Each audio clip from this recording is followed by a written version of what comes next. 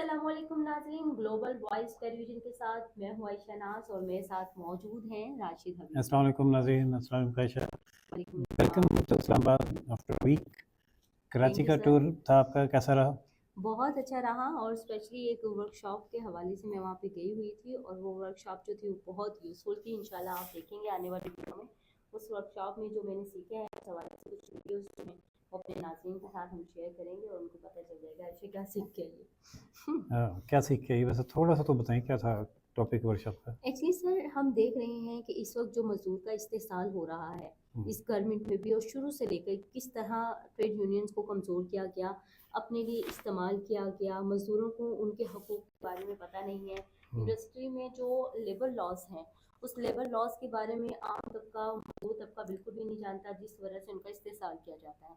तो ये ट्रेनिंग जो थी ये पाकिस्तान लेबर अकेडमी की जानिब से कंडक्ट की गई थी, जिसमें यूनियंस जो थे वो आए हुए थे। उनको बताया गया था कि लेबर यूनियंस को किस तरह हम मजबूत कर सकते हैं, लेबर राइट्स के तहफ़्फ़ुज़ के लिए हम किस तरह काम कर सकते हैं और एज आ लीडरशिप हम उनको किस तरह जो है वो बाउंड कर सकते हैं। तो इस हवाले से ये बहुत ट्रेनिंग अच्छा, थी हाँ, और टॉपिक लग रहा है मुझे। ख़ास तौर पे मैं आपको बताऊं वहाँ पे मैंने बहुत कुछ सीखा। वहाँ पे जो हमें लेक्चर देने आए हुए थे वो चीज़ थे अच्छा। और हमें लेबर कोर्ट जो है वहाँ पे भी विजिट करवाया गया और दिखाया गया कि इसकी जो प्रोसीडिंग है वो कैसे होती है।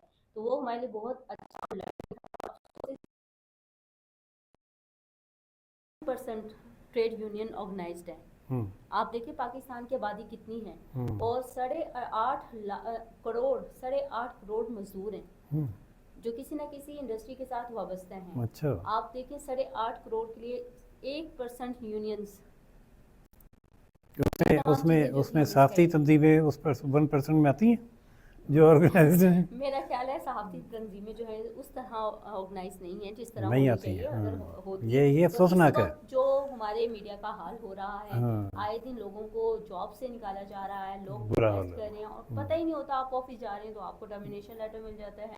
तो ये हालात ये चल रहे हैं और ऐसा यूनियंस जो हैं खौफनाक। वो बटी हुई हैं। मैं बार बार अपनी यूनियन से यही दरख्वास्त कर रही हूँ कि ये वो टाइम है जब हमने मुत्तहिद होना है और मुत्तहिद होकर इन तमाम सूरत हाल का मुकाबला करना है। अभी भी देखें सर, हमारे यहाँ जितने भी PF UJ IR UJ जितनी भी हमारी यूनियंस हैं वो अपने फेसबुक पे मैंने पोस्ट भी किया था इस हवाले से, अपने अपने बयानात दे रही हैं। कोई सदर, कोई सेक्रेटरी, मैं कहती हूँ सबको यूनाइट होना मैं चाहिए। यही बात करने वाला था कि पिछले 2-3 सालों से ये सिलसिला है कि अचानक मुलाजमीन को बताया जाता है कि आप फ़ारिग हैं, और उस वजह से हमारे कई साथी जो हैं हार्ट अटैक या ब्रेन हेमरेज से मौत के घाट उतर चुके हैं।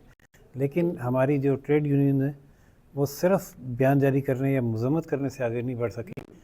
इनकी भी बड़ी अशद ज़रूरत है ट्रेनिंग की कि इस सिलसिले में इनको क्या करना चाहिए। सीधा मेरे इस ख्याल में तो सीधा कोर्ट जाना चाहिए और वहाँ से जाके ये उसकी कॉज ऑफ डेथ जो बज़ाहिर ब्रेन हेमरेज या हार्ट अटैक है उसकी वजह को बुनियाद बनाकर ये साबित करना चाहिए कि इनके इस ऑर्डर की वजह से हुआ है, लिहाजा ये कंपनसेट करें।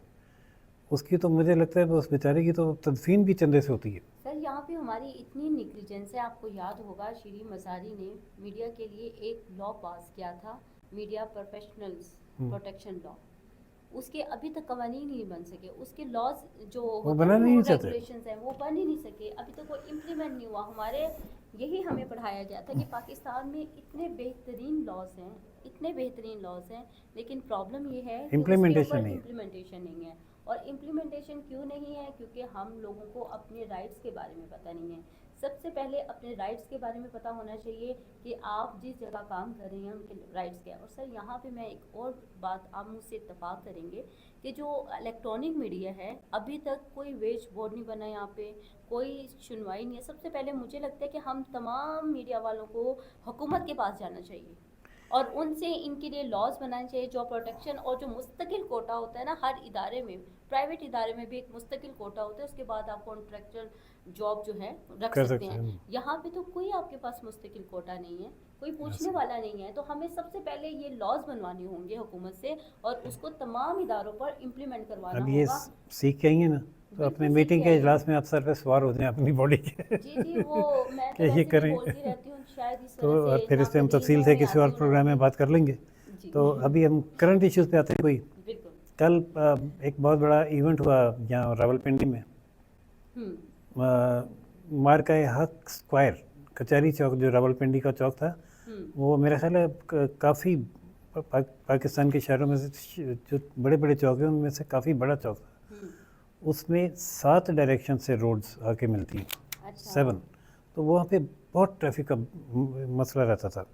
और ये वो चौक है जहाँ से आर्मी चीफ ने रोज़ाना गुजरना होता था, और बाकी सारी फौज भी इदारे, साथ ही GHQ है, और सारे हॉस्पिटल उनके वहीं हैं, सारा सेटअप वहीं है। तो ये एक अंडरपासेस की और ओवरहेड्स की ज़रूरत तो थी, और इसको उन्होंने नाम दिया मार्का हक स्क्वायर का। और अच्छा, बिल्कुल ठीक है, हम उससे मुत्तफिक हैं, कारनामा है तो उसकी यादगार भी होनी चाहिए। लेकिन मैंने देखा कि कुछ हमारे जो सोच रखने वाले और बात करने की ज़रूरत रखने वाले हमारे साथी हैं, दोस्त हैं, उन्होंने इस पे बात की है कि ये मार्का हक का सेलिब्रेट करना दुरुस्त है, लेकिन जिस पे इतना अंधा खर्चा करना उस दौर में कि जब एक आपकी और मेरी जेब से लेवी के नाम पे इजाफा करके पेट्रोल बढ़ा के 415 रुपये तक कर दिया गया। यानी अब ऑफिस आते हुए भी सोचना पड़ता है कि यार 2 आदमी बिठा लूँ साथ को, शायद पेट्रोल निकल आए इन ड्राइव चलाने। ये हालत हो गई है, लेकिन वो ज़ाहिर हम नहीं कर सकते। इस बारे में मैं इसमें ऐड करना चाहूँगी, ये करना चाहूँगी, कल मैंने अपने फेसबुक पे भी एक पोस्ट की थी, हमें अपनी कामयाबी को ज़रूर मनाना चाहिए, और बहुत बड़ी कामयाबी थी, इसमें तो कोई शक नहीं है। हम सैल्यूट पेश करते हैं। को चंद घंटों में ज़ेर किया हमने इंटरनेशनली, अपनी जो हमारी डिप्लोमेसी है उसके ज़रिए 2 बड़े मुल्कों के दरमियान जो जंग थी उसको रुकवाया, हमारी कामयाबी है। लेकिन इस कामयाबी को अगर हम अपने डेवलपमेंट के साथ जोड़ देते और उसकी बिना पर हम इसको सेलिब्रेट करते, वो बहुत अच्छा होता। मिसाल के तौर पे मैं मिसाल देना चाहूँगी कि जितना खर्चा इस इवेंट्स को, ये इवेंट सिर्फ यहाँ पे नहीं हुआ, मैं कराची की कराची में भी देखा, हर पॉलिटिकल पार्टी ने अपना इवेंट किया। तो आप ये देखिए, और लिबर्टी में बड़ा शानदार आतिशबाजी का मुजाहरा हुआ, वाघा बॉर्डर पे वहाँ पे एक बहुत बड़ी सेरेमनी की गई, और डिफरेंट एरियाज में भी भरपूर अंदाज में मनाया गया। ठीक है, मैं कहती हूँ कि आप अपनी कामयाबी को सेलिब्रेट करें, लेकिन आप अपनी आवाम की हालत भी देखें कि आवाम की हालत क्या है। इस वक्त जो पेट्रोलियम मसनूआत 1-2 हफ्तों में 3 बार महंगी की गई, और 3 बार ना सिर्फ पेट्रोल महंगा किया गया बल्कि हाई डीजल और दूसरा जो है मसनूआत सारी उससे रिलेटेड है, वो महंगी की गई। लेकिन सिर्फ पेट्रोल की बात नहीं होती आशा, जब पेट्रोल बढ़ता है ना, उसका इम्प्लीमेंट बाद में होता है, मार्केट में चीज़ों के रेट उस रेशियो से पहले बढ़ा दिए जाते हैं। पूरी मार्केट में महंगाई का तूफान देखें, हमने अरबों पे काम करते भी अरबों पे इन इवेंट्स में खर्च हुए होंगे। अभी हमारे पास मुकम्मल डेटा नहीं है, लेकिन मैं आपको बता दूं कि ये तो छोटा आप इवेंट भी करते हैं, बड़ा इवेंट भी करते हैं, आपको पता होगा कि उसका कितना खर्चा आता है। तो ये तो बहुत हाई लेवल पे था। तो इस पैसों में अगर हम कोई अच्छी सी इंडस्ट्री लगा लेते, लोगों को रोजगार देते और उसको सेलिब्रेट अपनी कामयाबी के साथ अटैच करते, मुझे लगता है कि इंडस्ट्री भी चलो लॉन्ग टर्म प्लान हो जाती है। फिलहाल इस दफ़ा यही करते कि पेट्रोल की कीमत मुस्तकम या कम करके इस पैसे से पब्लिक को सब्सिडी दे देते, तो बहुत बड़ा रिलीफ हो जाता है आवाम के लिए। अभी हालत जो है वो ये, अभी मेरे सामने ये पड़ा हुआ है पेट्रोलियम प्राइसेस के वाले से, कि पेट्रोल पर फी लीटर सिर्फ 198 रुपये 1 पैसे के टैक्सेस आए ना, और टैक्सेस के बगैर पेट्रोल की कीमत जो बनती है ना टोटल, अगर ये टैक्स निकाल दें तो वो 216 रुपये 86 पैसे बनती है। पेट्रोल की कीमत में 29 रुपये लीटर प्रीमियम भी शामिल है। मुझे नहीं पता प्रीमियम क्या होता है, जो जानते हैं उन्हें पता होगा। 117 रुपये 41 पैसे लेवी, जबकि IMF ने जो लेवी लगाने के लिए कहा है उसकी रेशो कम है, जो इन्होंने बढ़ा के 117 रुपये 41 पैसे तक कर दिए। 22 रुपये 74 पैसे कस्टम ड्यूटी, तेल कंपनियों का मुनाफा 64.8 रुपये, 87.7 रुपये डिस्ट्रीब्यूशन मार्जिन शामिल है, 7 रुपये 25 पैसे फ्रेट, 2.5 रुपये क्लाइमेट सपोर्ट लेवी शामिल है। अब क्लाइमेट सपोर्ट लेवी पता नहीं क्या है। क्लाइमेट सपोर्ट मतलब क्या है? पेट्रोल पर फी लीटर 2 रुपये 69 पैसे एक्सचेंज एडजस्टमेंट शामिल की गई। डीजल की फी लीटर कीमत 113 रुपये 71 पैसे टैक्सेस शामिल है। डीजल की बात हो रही है। हाई स्पीड डीजल की कीमत फी लीटर 301 रुपये बनती है। डीजल पर 42 रुपये 60 पैसे लेवी, 32 रुपये 48 पैसे कस्टम ड्यूटी, 2.5 रुपये क्लाइमेट सपोर्ट लेवी, 91.8 रुपये समुद्री नुकसान की ड्यूटी शामिल है, 2 रुपये 95 पैसे एक्सचेंज एडजस्टमेंट, ₹7.76 फीड मार्जिन आयद किए गए। डीजल पर 87.7 डिस्ट्रीब्यूशन मार्जिन, ₹8.64 तेल कंपनी का मुनाफा है। हाई सी डीजल पर $20 फी बैरल प्रीमियम अलग से शामिल है। यानी सारे नुकसानात, सारे एडजस्टमेंट, वो सब आवाम ने भरनी है। सारे पे डाल दिया गया। सर शुक्र है वो जो ट्रक आते हैं ये डीजल वगैरह के, क्या हाँ, कहते हैं उसको, कंटेनर कहते हैं, कंटेनर, यस, ये आते हैं, इससे जो मट्टी धूल उड़ती उड़ती है, है। शुक्र उसकी सफाई के लिए हमसे टैक्स नहीं मांग लिया गया। नहीं, बहुत जुल्म। देखें आयशा, इंडिया में बांग्लादेश में ₹7 से ₹10 तक इजाफा हुआ है वहाँ के अवाम से ही खरीद। तो यहाँ जो है, एक इंडियन से बात हो रही थी, यूएई में इंडियंस भी हैं, पाकिस्तानी भी हैं। तो एक पाकिस्तानी का जो कलीग है इंडियन, उससे उसने पूछा कि क्या आपके यहाँ क्या हालात है? कह रहा वो पेट्रोल में इजाफा हो गया। उसने कहा कितना इजाफा हो गया? कहता है ₹7 लीटर इजाफा हो गया। उसने कहा वो हंस पड़ा पाकिस्तानी, कहता है हमारे यहाँ तो ₹50 लीटर इजाफा हुआ है। अच्छा सर, मैं आपसे कुछ शेयर करना चाहूँगी बहुत सीरियस नोट में। मैं कराची गई, कराची में मेरा मार्केट में भी जाना हुआ, लोगों से भी मिलना हुआ। आप यकीन करें, मैं लोगों के चेहरे पे वो मुस्कुराहट, वो ख़त्म हो गई। वो नहीं देख पाई। नहीं, कराची क्या, पूरे पाकिस्तान में पाकिस्तानियों के चेहरों पर से ना एक परेशानी नजर आती है। अब देखिए, ये तो लगी है, इतना मुश्किल जानवर हो चुके हैं, लोगों की इस्तेताब में क्या करें। तो कुर्बानी तो खैर वाजिब है, आपकी इस्तात होगी तो आप कर सकती हैं, वो फ़र्ज़ है भी नहीं। लेकिन जो चीज़ बुनियादी चीज़ है वो रोटी कम है। वो एक आप उनकी बात कर रही हैं कि उनकी भी एक्सेस से बाहर हो गई है। बिल्कुल, मैं बात कर रहा हूँ जो बुनियादी चीज़ है, तो 2 वक्त की रोटी खाना और अपने बच्चों का पेट भरना, उसके लिए लोग परेशान हैं, बेतहाशा परेशान है। मैं देखता हूँ मज़दूर बैठे होते हैं अमूमन रोड पे, चौक पे, इंतज़ार में कि काम आए। काम कहाँ से?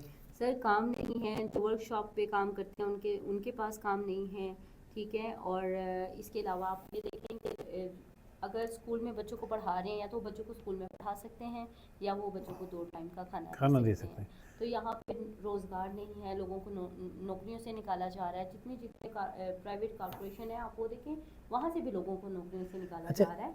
तो ये जो एक अभी आप देखिएगा, थोड़े अरसे में एक सर्वे आएगा, एक रिपोर्ट आएगी, जिसमें तमाम चीज़ों को वाजे किया जाएगा कि पीएमएलएन के गवर्नमेंट में कितने बेरोजगारी में इजाफा हुआ है, कितने लोग जो हैं गुर्बत से नीचे वाली लाइन में आ गए हैं। अभी इसके ऊपर सर्वे चल रहा है, इंशाल्लाह अनकरीबी इसकी रिपोर्ट भी पेश की जाएगी। बहुत खौफनाक सर इसके नतीजे होंगे। यहाँ पे अगर हुकूमत अभी भी होश के नाखून नहीं लेगी, तो हुकूमत को मुंह की खानी पड़ेगी, क्योंकि आवाम के अंदर एक लावा पकड़ा है, ठीक है। अच्छा, आवाम बहुत तंग आ गई हैं, उनकी चुन चुन के। सर मुझे पता चला था सरगोदा में ना, जितनी भी दुकानें हैं ना, लोगों की मोटरसाइकिल ठीक करने की दुकान है, या कुछ छोटी छोटी दुकानें, वहाँ पे 600 रुपया टैक्स लगाया हुआ है सफाई का। अच्छा। वो जो साफ सुथरा पंजाब है, और घरों पर 300 रुपया लगाया गया है। तो क्या फायदा आप बताएं? एक एक घर से 300 और एक एक दुकान से 600 रुपया वसूल किया जा रहा है, और उस वसूल की गई रकम पे जो पंजाब में नौकर रखे हुए हैं, रोजगार के लिए मुलाजमीन रखे हुए हैं, उनको पे किया जा रहा है। नहीं सर, ये प्रोजेक्ट भी हुकूमत अपने आप क्यों करे, हम करें। आप दे रही है ना, अवाम को क्रेडिट दे उसका।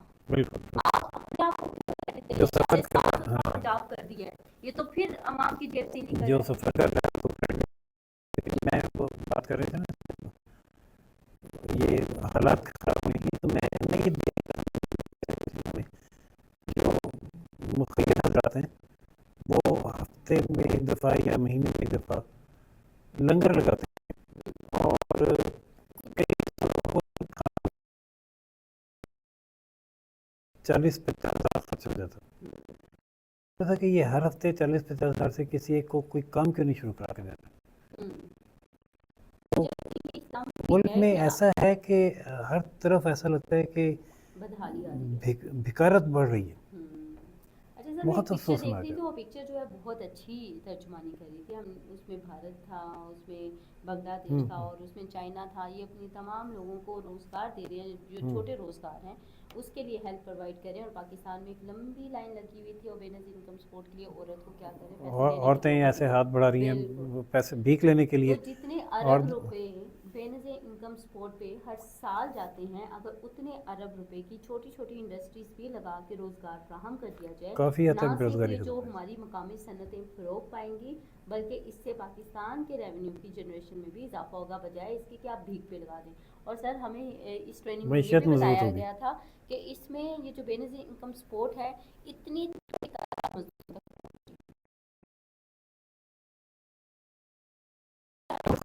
दिखाया जा रहा है। तो जो मुलाजमीन है, सरकारी मुलाजमीन ऑलरेडी इनकम आ रही है, उन लोगों को ज़्यादा हिस्सा दिया जा रहा है। तो यहाँ पे भी डिस्क्रिमिनेशन है।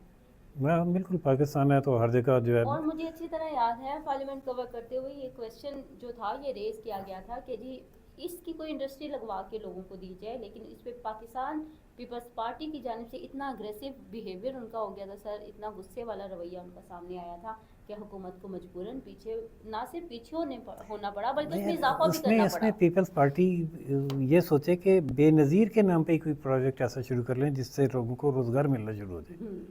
बे, इसी को बे, कन्वर्ट बे, कर दें। बेनज़ीर रोज़गार स्कीम कर लें इसका नाम। हाँ, इसी को कन्वर्ट कर दें। तो खैर देखते हैं क्या होता है इसमें। मैंने सुना है इसको रोका गया है प्रोग्राम को, और कुछ ना कुछ कर रही है गवर्नमेंट। तो बात करते हैं अगले मरहले की। 17 मिनट तो हो गए हैं वैसे, मुख्तसर बात कर लेते हैं कि क्या ताज़ा अपडेट है ईरान अमेरिका जंग की। सर ताज़ा अपडेट ये है कि ईरान ने अपने कुछ शराइत जो थी वो पाकिस्तान के हाथ यानी सालिस के हाथ जो हैं अमेरिका को दी थी, जिसमें सदर डोनाल्ड ट्रंप ने उसको यकसर मुस्तरद कर दिया। अच्छा। और नाकाबिले कबूल कहते हुए कहा है कि जी ईरान जो है हमें 47 साल से मजाक उड़ाता रहा है और अब हम उसको हंसने का मौका नहीं देंगे, अब हम उस पर कार्रवाई करेंगे और हमने अपने अहदाफ का तयन कर लिया है। और उस पर फिर ईरान के जो लीडर्स हैं उनका कहना है कि हाँ हमने कोई ठेका नहीं दिया वो हम अमेरिका को खुश करें, ठीक है, हम अपनी आवाम के लिए आपके साथ बैठने को तैयार हैं, हम चाहते हैं कि हमारी आवाम की सेफ्टी और उनकी फलाह बहबूद को दोबारा से कंटिन्यू किया जाए, लेकिन अगर आप हम पे हमला करेंगे तो हमने भी अपने अहदाफ की लिस्ट बना ली है। और साथ में ये भी बोला है सर उन्होंने कि जो हुर्मुज़ से बहरे जो आपने हुर्मुज़ से केबल्स गुजर रही हैं इंटरनेट अच्छा। की, तो उसने उस पे भी टैक्स लगाने के लिए बोल दिया कि वो तो कोई नहीं देगा। हाँ जी, जिसकी केबल गुजरेगी वो उसको टैक्स देगा और अगर नहीं देगा मतलब तो उसको केबल को काट देंगे। चलने दी। ये आपस में इंटरनेट का अब इस जंग से इंटरनेट भी है। मुतासर होने की इतलात आने लगी हैं, आशा दे रही हैं। तो मैंने वैसे अभी आज सुबह ही शायद कहीं पढ़ा, एक सर्वे किया है उसने CNN ने जी। उसमें CNN में पता नहीं 60 या 80% अवाम ने करार दिया है कि ट्रंप एक बदतरीन प्रेसिडेंट है अमेरिका के लिए जो साबित हुए। तो इसी नोट पे फ़िलहाल आज का प्रोग्राम ख़त्म करते हैं। देखते हैं कि क्या ईरान इराक जंग के हवाले से अपडेट होती हैं और पाकिस्तान में अवाम की मुश्किलात में किस हद तक कमी आती है। तो नाज़रीन अब तक के लिए इतना ही, इजाज़त दीजिए आयशा नाज और राशिद को ग्लोबल वॉइस टेलीविज़न पाकिस्तान से। देखते रहिए global voice television Pakistan. Channel like, subscribe और शेयर करना ना भूलिएगा। अल्लाह हाफ़िज़।